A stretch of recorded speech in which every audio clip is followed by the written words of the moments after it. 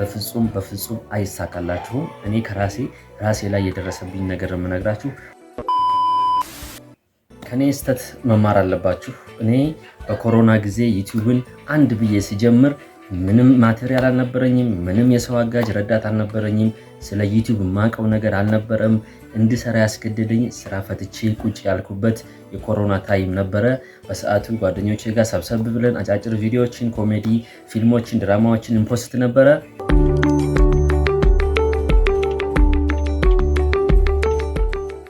ሰላም እንዴት ናችሁ? ኡስማን እባላለሁ። በኮምፒውተር ሳይንስ የመጀመሪያ ዲግሪ ያለኝ፣ እንደዚሁም በባንክ ኢንዱስትሪ ከ3 ዓመት በላይ ሰርቻለሁ። ልምድ አለኝ።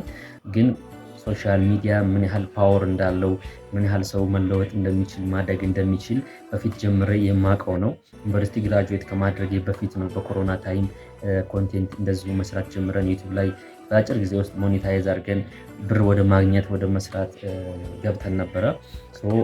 ይህ ሁሉ ችግር ከመምጣቱ በፊት አሁን ዲሞኔታይዝ ከመደረገ በፊት ምንም ነገር ልምድ ሳይኖረኝ፣ ምንም ማቴሪያል ሳይኖረኝ በስልክ እየቀረጽኩኝ ነበረ ኮንቴንት የምሰራው።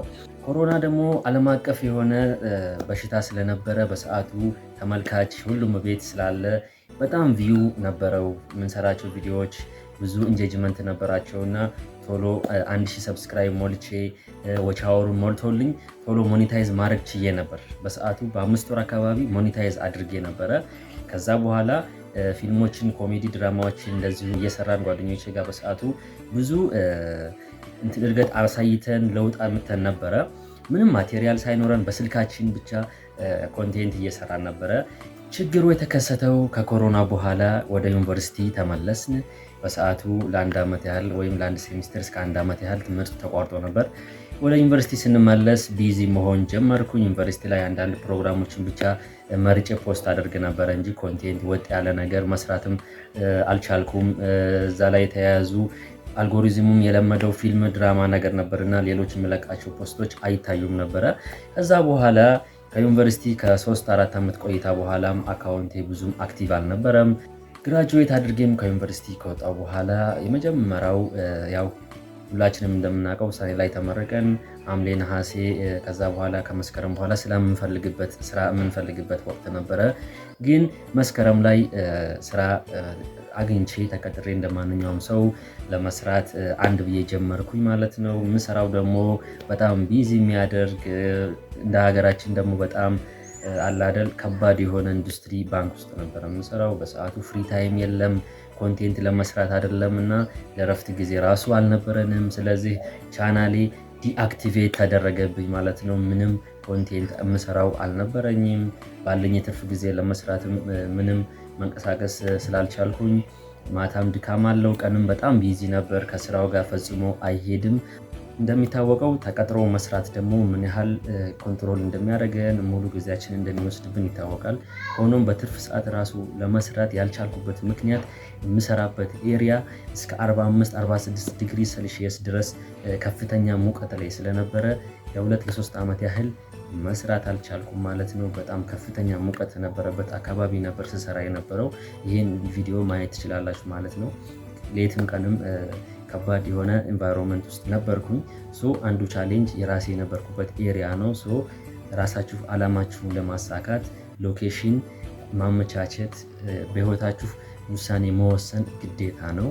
አልፎ አልፎ የምፖስታቸው አንዳንድ ቪዲዮዎች ደግሞ ኮፒራይት እየሆኑብኝ ያጠፋኋቸው፣ እንደዚሁም የተለያዩ ማገኛቸውን አጋጣሚዎች ተጠቅሜ ቪዲዮ አፕሎድ አድርግ ነበረ። በፍጹም ያ ግን የኔ ኮንቴንት አልነበረም። ፖስት የማደርገው ቲክቶክ ላይ ወይ ፌስቡክ ላይ ደስ የሚለኝን ሊታይ ይችላል ብዬ የማስበው ነበረ ፖስት የማደርገው። ያም ሆኖ ግን አካውንቴን ማንቀሳቀስ አልቻለም። ከዛ ምን ሆንኩኝ? ከአመት በኋላ አካውንቴ ወቻወሩ እየቀነሰ መጣ። ሪዩዝድ ኮንቴንት ተብዬ ዲሞኔታይዝ ተደረግኩኝ። ለ1-2 ዓመት ያህል በድጋሚ አካውንቴ ሞኔታይዝ መሆን አልቻለም። ያም ደግሞ የሆነበት ምክንያት የራሴ ኮንቴንት ስላልነበረኝ እና በፊት የጀመርኩበትን ስላቆምኩት ነው። ያለፈው ስህተቴ አንድ ብዬ ልንገራችሁ። የመጀመሪያው ኮንቴንት ኮንቲኒየስ አልሰራሁም፣ በተከታታይ አልሰራሁም። ሁለተኛ ደግሞ የመረጥኩት ኮንቴንት ትክክል አልነበረም። በራሴ በኢንዲቪጁዋል በግል የሚሰራ አልነበረም። በቲም የሚሰራ ስራ ስትለያይ ይቋረጣል።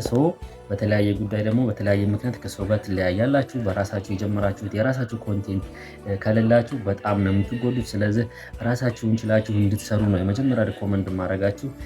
ሶስተኛ ኮላብ ማድረግ እንጂ ከሰው ጋር አንድ ራሳችሁ ቻናል ላይ ከሰው ጋር የተገናኘ ጥገኝነት ያለው ኮንቴንት አትስሩ፣ ትጎዳላችሁ። ሌላው አድቫይስ ማድረጋችሁ ምንድነው? ኮንቴንት ስቶር አድርጉ። እየሰራችሁ ቪዲዮ ስቶክ ያስፈልጋችኋል፣ ማጠራቀም አለባችሁ። እናንተ መስራት በማትችሉበት ሰዓት ትጠቀሙታላችሁ ማለት ነው። አካውንታችሁ አለ አይደል ዲአክቲቬት እንዳይሆንባችሁ አካውንታችሁ ይጠቅማችኋል ማለት ነው። በተለያየ ምክንያት ሰው ቢዚ ይሆናል፣ ኮንቴንት ቪዲዮ ሳይሰራ ሊቆይ ይችላል። እንደ አይነት ነገር እንዳያጋጥማችሁ ረዳችኋል። ሁለተኛ ምንድነው እኔ የፈጠርኩት ስህተት ሪዩዝድ ኮንቴንት ተብዬ ዲሞኔታይዝ ተደርጌያለሁ። እንደገና ያንን ለመስራት ደግሞ አካውንቴ ቫይራል አይወጣም ነበረ። ኮንቴንታችሁን ኦዲየንስ ታርጌት አድርጋችሁ መስራት አለባችሁ ማለት ነው። ያገኛችሁትን የምትፖስቱ ከሆነ እንደኔ በፍጹም አይሳካላችሁም ማለት ነው። እኔ እስካሁን አልተሳካልኝም። እንደ አዲስ በራሴ ኮንቴንት መጥቼ የራሴን ኦዲየንስ ፈልጌ ሰው ጋር መድረስ እንደዚሁ ስችል ብቻ ነው አካውንቴ የራሴ መሆን የሚችለው ማለት ነው። በሌላ ሰው ኮንቴንት በፍጹም ሞኔታይዝ ብናደርግ ራሱ ሪዩዝድ ኮንቴንት በሚል ይነሳብናል ማለት ነው። ብር መስራት አንችልም። እኔ አሁን የመጀመሪያ ስራ የሚሆነው ምንድነው? በሙሉ የፖስትኳቸውን ቪዲዮዎች አሁን ለእናንተ አይታያችሁም፣ ከ20-30 በላይ አጥፍቻለሁኝ። የመጀመሪያው ችግር ያጋጠመኝ ይህን ሁሉ ቪዲዮ ሳጠፋ እስከ 100,000 ቪው የነበረው ነበረ። ከዛ ሰዓቱ ቀነሰብኝ ማለት ነው። 4,000 ዎች አወር ቀንሶብኛል። ስለዚህ ያንን ለመምራት ደግሞ ሎንግ ቪዲዮ ቪው ያስፈልገኛል ማለት ነው። ሎንግ ቪዲዮ ቪው ከሌለ በሾርት ቪዲዮ ምንም ሊጨምር አይችልም። እንደሚታወቀው ሾርት ቪዲዮ አካውንታችንን ብዙ ኦዲየንስ ጋር እንዲደርስ ቪዲዮዎቻችን ኦዲየንስ ጋር በብዛት እንዲደርሱ እንጂ ለዎች አወር አያገለግልንም። ስለዚህ ሎንግ ፎርም ቪዲዮ ኮንቲኒቲ ያለው ቋሚ የሆነ ኦዲየንስ ታርጌት ያደረገ ኮንቴንት ያስፈልገናል ማለት ነው። ስለዚህ የመጀመሪያው የኔ ችግር ያጋጠመኝ እዚህ ላይ ነበረ። የራሴን ኮንቴንት ባለመስራቴ ሪዩዝድ በሚል ቪዲዮዎቹ እንዲጠፉ ከተደረጉ በኋላ ዎች አወር ቀንሶብኛል። ስለዚህ ዩቱብ ላይ ደግሞ በጣም ዋናውና አስፈላጊው ነገር ኦሪጂናል ኮንቴንት ነው። ኦዲየንሳችሁ ምን ማየት ምን ይፈልጋል፣ ምንድነው ያለው ችግር የሚለውን ሪሰርች ሰርተን አብረን ካሁን በኋላ እንሰራለን ማለት ነው። አሁን ሰዓት የትም ሳይክድ ዩቱብ ላይ ሙሉ እውቀት አለ። ከማንም ከምንም እርዳታ ራሱ ሳንፈልግ እዚሁ ዩቱብ ላይ መማር ማስተማር እንችላለን። የምናውቀውን አንድ ማስተማር አንድ መማር እንችላለን። ስለዚህ ለዚህ ቻናል አዲስ ከሆናችሁ ሰብስክራይብ ማድረግ እንዳትረሱ።